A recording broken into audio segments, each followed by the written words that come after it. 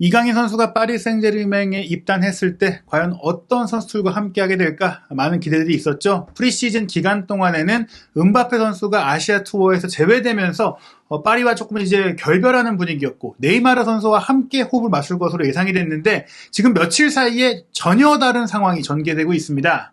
예, 파리는 정말 복잡합니다. 예. 이 팀 너무 뒤숭숭합니다. 예. 우선 저희가 최근 영상에 소개드린 대로 이 네이마르 선수가 떠날 가능성이 높아졌고 음바페 선수는 최소한 이번 시즌은 함께 뛸 가능성이 커지고 있는데요. 지금 최신 정보를 통해서 또 네이마르 선수의 이적이 어떻게 진행되고 있고 또 음바페 선수는 어쩌다가 극적으로 타결해서 파리 훈련에 합류하고 또 경기 출전까지 준비하고 있는지, 그리고 이 상황 속에서 툴루즈와의 리그왕 2라운드 경기 개막전에서의 실망감을 떨칠 수 있는 스쿼드 전망까지 현지 언론에서 내놓고 있는데 이강인 선수와 어떻게 연관이 있는지 살펴보도록 하겠습니다. 우선 네이마르 선수, 사우디는 안 간다라고 입장을 고수해 왔는데 정말 믿을 수 있는 프랑스 공신력 1티어 레키프의 로익 탄지 기자가 네이마르가 알힐랄 이적에 동의했다라고 보도했어요. 예, 그러면서 이제 파리 생제르맹과 사우디아라비아 클럽은 이제 네이마르 이적 조건을 논의하고 있다라고 한 건데요. 사실 애초에 이제 파리 생제르맹은 매각을 하고 싶었는데 네이마르가 동의를 안 해서 지체된 것이기 때문에 현 시점에서 네이마르가 알힐랄과 2년 계약에 동의했다라는 것은 급진전될 수 있는 상황을 의미하는 것입니다. 그러면서 이제 그 알힐랄에서 이제 네이마르 쪽에다가 제시한 연봉이 8천만 유로, 그러면은 2년으로 하면은 1억 6천만 유로의 총액을 제시를 했다라고 합니다. 사실 앞서서 이제 브루노 안드라데 기자는 이 8천만 유로 제안을 네이마르가 거절해서 1억 유로의 새로운 오퍼가 간다 뭐 이런 얘기들이 있었는데 지금 드러난 사실을 봤을 때는 네이마르 선수가 돈 때문에 그거를 밀당했던 게 아닌 것 같아요. 일단은 8천만 유로, 한국 돈으로는 2년간 2,300억 원을 세후로 받는, 세금을 안 내니까요, 사우디는. 예. 그런 조건으로 이제 합의를 했다.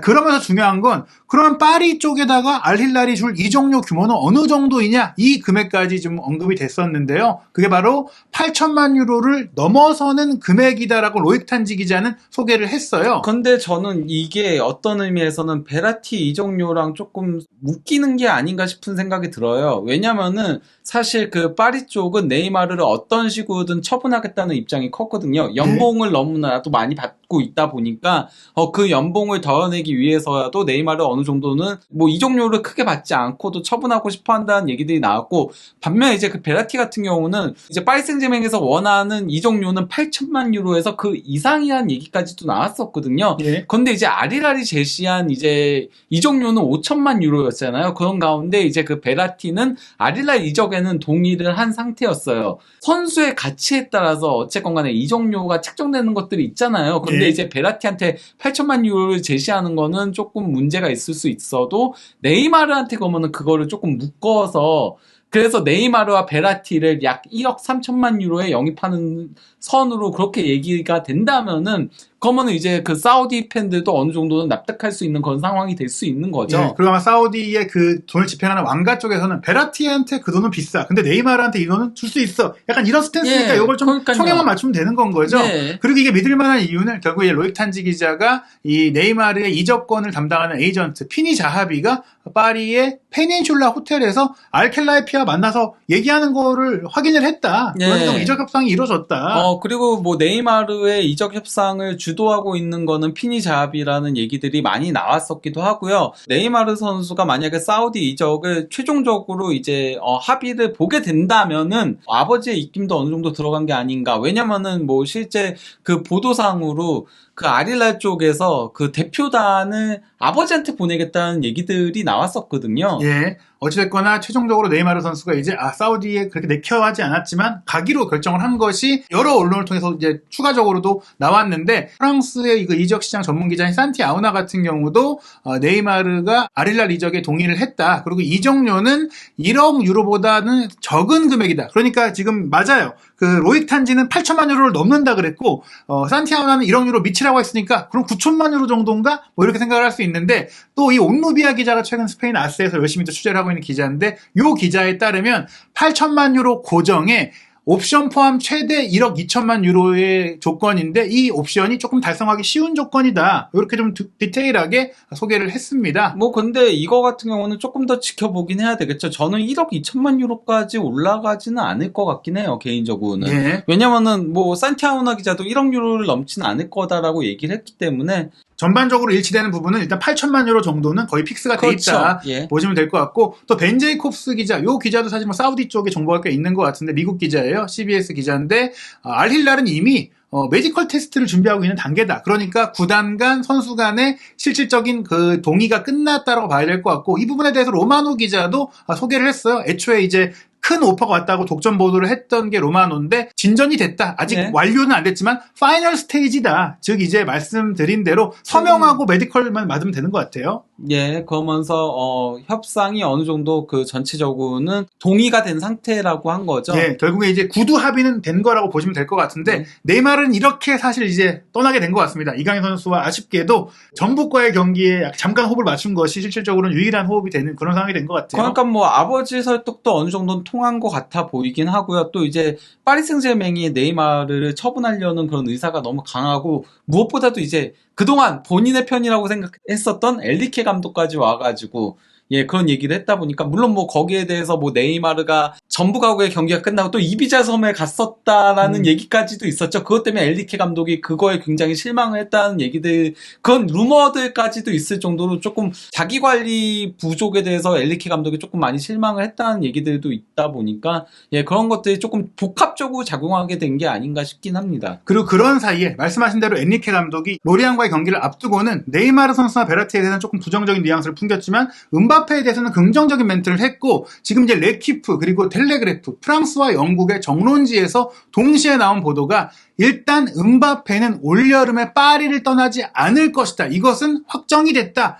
이렇게 얘기를 했어요. 그리고 재계약 논의가 진행되고 있다라고 보도를 했는데요. 여기서 중요한 건 이 보도보다도 이 나세르 알켈라이피 회장의 직접 발언이에요. 그렇죠, 예. 그 선수단들 앞에서 얘기를 했다라고 하죠. 킬리안이 돌아왔고 그는 파리 생제르맹에 헌신하기로 했다라고 얘기한 게 이제 여러 기자들의 이제 입을 통해서 나오고 있고, 실제로도 이제 음바페가 먼저 찾아왔다라는 얘기들이 있는 거죠. 네, 일단 RMC 스포르 같은 경우는 이제 음바페 선수가 알켈라이피 회장과 직접 이야기를 나눴는데, 이전에는 대리인과 함께하거나 대리인을 통해서 얘기했다면 음바페와 알켈라이피가 1대1로 의견 교환을 했고, 여기서 굉장히 긍정적인 얘기가 오갔다. 다만 이거에 대한 얘기들은 각각 기자들마다 다른 얘기들이 나오고 있긴 해요. 그러니까 음바페 캠프에서 결정한 것이다라는 얘기들도 나오고 있긴 하거든요. 예. 그러면서 말씀하신 대로 이 라디오 프랑스의 브루노 살로몬 기자, 이 기자도 이제 굉장히 취재력이 있는 기자인데, 그 24시간 사이에 상황이 바뀐 배경에는 파리가 어떤 스탠스를 바꿔서 음바페를 설득한 게 아니라 음바페가 먼저 연락을 해서 조금 내가 마음이 바뀌었어. 너의 구단의 얘기도 조금 나도 수용할 수 있는 마음이 생겼어라고 스탠스를 취한 거라는 거죠. 근데 이제 현재까지 나오는 얘기들은 어떤 거냐면요. 아직까지 뭐 제대로 된 장기적인 플랜이라던가 이런 것들이 짜여진 건 아니래요. 이런 것들에 대한 동의가 구해진 건 아니에요. 그러니까 뭐 2024년 바이아웃 조항이 어떻게 발동할 건지에 대한 뭐 이런 얘기들도 없고 한데, 지금 그래도 음바페를 이렇게 엘켈라이피 회장이 다시 이제 돌아왔고 헌신할 것이다 이렇게 얘기한 이유는, 그동안은 음바페 쪽에서 무조건적인 대화 자체를 거부를 했대요. 예. 근데 음바페가 먼저 와가지고 긍정적인 얘기들을 하다 보니까 이건 조금 가능성이 있겠다 싶어서 이렇게 한 건데, 아직 그래도 세부 사항들에 대한 동의한 거는 없기 때문에 이게 어떻게 흘러갈지는 조금 더 지켜보긴 해야 됩니다. 예, 그러면서 이제 르 파리지앵, 파리 일간지에서 보도한 바에 따르면 음바페가 이제 마음을 바꾼 이유, 즉 이제 연장 계약을 체결하고 FA 상태가 아닌 얼마라도 파리에 돈을 남기고 이적하겠다라고 마음을 바꾼 이유는 일단 올여름 이적 시장의 행보에 대해 만족을 했다. 예. 그러니까 이제 곤살로 하무스, 우스만 덴벨레를 영입하고 네이마르를 떠나보내는 결정에 굉장히 만족을 했다라는 얘기가 나왔어요. 저는 뭐 하무스에 대해서는 그렇게 동의하진 않는 바인데요. 왜냐면은 뭐 음바페가 하무스랑 뭔가 연결고리가 없잖아요. 그렇죠. 예, 근데 이제 덴벨레가 온 거, 덴벨레는 워낙 둘이 절친으로 유명하니까요. 예. 네이마르를 정리한 거, 사실 이 얘기가 지난 여름에도 있었거든요. 예. 그때도 그래서 음바페가 네이마르 정리해주고 덴벨레 영입해달라 이런 식의 얘기들을 했다는 루머들이 굉장히 많았잖아요. 있잖아요. 예. 플러스 또 이제 무안이 연결된 거. 왜냐면 무안이랑 덴벨레랑 셋이 이제 절친 관계다 보니까 예. 이것 때문에 조금은 마음을 바꾸게 된 게 아닌가. 물론 뭐 저는 이것 때문만일까라는 싶은 생각은 들긴 해요. 너무 소년 만화 같잖아요, 이거. 그렇죠. 아직 약간 좀 본인도 난처한 상황이 계속 이어지는 것도 있고, 저는 개인적으로는 이 세 명의 연결고리가 또 하나 뭐냐? 파리 올림픽 그리고 유로 2024를 예, 함께 그러니까요. 준비하면서 그럼 내가 조금 돈을 양보하더라도 파리에서 1년 뛰고 파리 올림픽과 유로까지 잘 치르고 이적하자. 약간 예. 이런 마음을 좀 연 게 아니냐. 예, 그런 생각이 들긴 하는데요. 우선 이제 파브리치오 로마노 기자의 그 최신 또 트위터의 정보에 따르면 앞서 말씀하신 대로 사실 파리는 음바페가 이적료를 남기고 갈 수 있는 여러 방안들을 제시했으나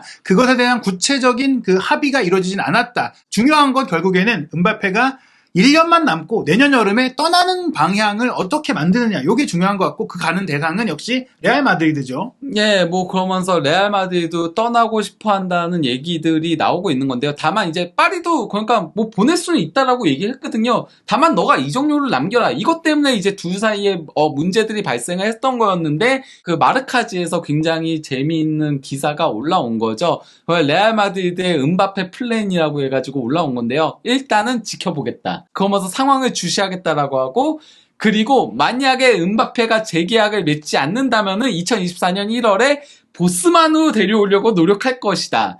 그리고 만약에 음바페가 재계약을 한다면은 이게 그러니까 뭐 바이아웃 조항이 있건 어쩌건 간에 재계약을 한다면은 그냥 축하해주고 우리는 손 떼겠다. 그러니까 음바페는 본인이 그렇게 생각을 할 거예요. 내가 바이아웃 조항이 있다면은 레알 마드리드가 그래도 그동안 나한테 공들인 게 있으니까 나를 데려가려고 하겠지라고 생각을 하는데 물론 뭐 이거는 상황이 바뀔 수는 있어요. 또 그렇죠. 예, 레알 마드리드가 만약에 뭐 공격수 문제로 계속 고생을 하게 된다면은 그러면 음바페한테 크게 지를 수 있겠죠. 하지만은 사실 음바페한테는 사이닝 피도 장난 아니게 들어가게 되잖아요. 예. 연봉도 천문학적으로 줘야 되는데 여기에 이적료까지 어쨌건 뭐 바이아웃 조항이 만약에 물론 5천만 유로에서 그거보다 이하면은 그러면 뭐 레알 마드리드가 또 고민을 해볼 수 있긴 하겠지만은 기존에 나오던 얘기대로 1억 유로 이상의 바이아웃이 들어간다? 그러면 레알 마드리드가 저는 음바페 영입 안 하려고 할 수도 있겠다.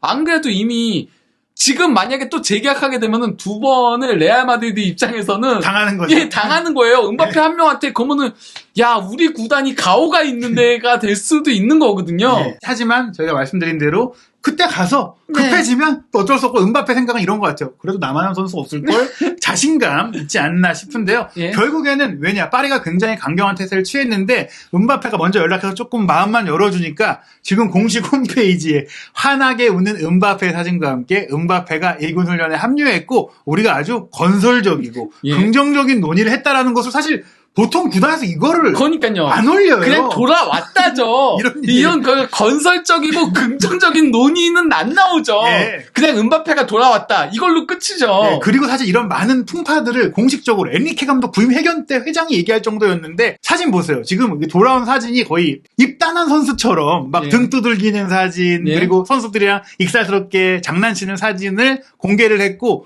또 절친 덴벨레랑 함께 찍은 사진도 일부러 올린 거 아니냐. 그리고 여기 네. 굳이 캠퍼스 디렉터랑 알켈라이프 회장이 이 훈련을 지켜보는 사진도 흐뭇하게 쳐다보겠죠. 이걸 올리겠다는 거는 이제 파리 구단에서는 우리 관계가 좀 회복이 됐다는 걸 대외적으로 알리고 싶은 거죠. 거기다가 알켈라이피 회장이 이때 왔다는 것도 확인시켜 준 거예요. 네, 우리 만난 거 맞다? 네. 얘기하는 거죠. 그리고 와서 이제 음바페가 팀에 헌신하기로 했다라는 말도 사실이다라고 한 건데요. 예. 그리고 예. 라디오 프랑스에서 보도한 바에 따르면 이 과정에 덴벨레가 있었다. 그 가교 역할을 좀 덴벨레가 했다. 이런 얘기가 나왔습니다. 만약에 정말 음바페랑 재계약에 성공하고 레알 마드리드가 만약에 그래서 손을 떼게 되고 그래서 음바페가 예를 들어서 오랜 기간 동안 파리 생제르맹에 남게 된다면은 덴벨레는 이적료값 이걸로만도 한 거예요. 부상 당해도 상관없어요. 이제는. 어찌됐거나 음바페 선수 현재의 흐름으로 봤을 때 특히 이렇게 해놓고 음바페가 뭐 올여름에 떠날 상황은 거의 없을 거라고 봐야 될 것 같고요. 그러다 보니까 이제 RMC 스포르의 파브리스 호킨스 기자는 이런 보도를 했습니다. 나머지 내용들은 거의 비슷한데요. 루이스 에니게 감독이 툴루즈와의 경기에 선발 출전시킬 것을 준비하고 있다. 이렇게 좀 보도를 했습니다. 예. 이건 사실 당연한 얘기예요. 로리안과의 경기에 그 공격 파괴력이 너무 부족했기 때문에. 근데 그렇다면 덴벨레도 왔고 훈련하고 있으니까 툴루즈전 아마도 뛸 것 같고 음바페는 사실 뭐 그냥 뛰면 돼요. 실력이 네, 그런 선수니까. 그렇죠. 그러면 이강인 선수는 어떻게 뛰게 될 것이냐. 이게 굉장히 궁금하거든요. 가능성은 사실 여러 가지가 있다라고 보긴 하거든요. 왜냐면은 그 파리에서는 음바페가 최전방 공격수로 많이 섰기 때문에 음바페가 최전방에 서고 이강인이 왼쪽 측면에 설 가능성도 배제할 수는 없어요. 그렇죠. 사실 에니케 예. 감독이 하무스 플레이 딱 보고 선발을 못 쓰겠는데 그럴 수도 있는 감독이에요. 하지만은 음바페가 또 이제 지난 여름에 다양한 이제 루머들이 나왔을 때 나는 최전방에서 뛰기 싫다. 왼쪽 윙포워드로 뛰고 싶다. 이런 네. 얘기들을 했다는 얘기들도 있다 보니까 그러면은 기본적으로 하무스가 최전방에 아직 무한이가 오진 않았으니까요. 예. 음바페가 왼쪽 측면에 덴벨레가 오른쪽 측면에 설 가능성이 현재로서는 조금 높아 보이고 예. 만약에 그리고 정말 음바페가 최전방 공격수가 아닌 왼쪽 측면 공격수로 나온다? 이러면은 그때의 루머들이 사실이라는 거를 조금 어느 정도 확인시켜주는 거나 마찬가지인 예. 거죠. 근데 그럴 경우에 사실 이강인 선수가 뭐 로리앙전도 그렇고 르아브르전도 그렇고 사실 좌우 측면 포지션만 맡았거든요.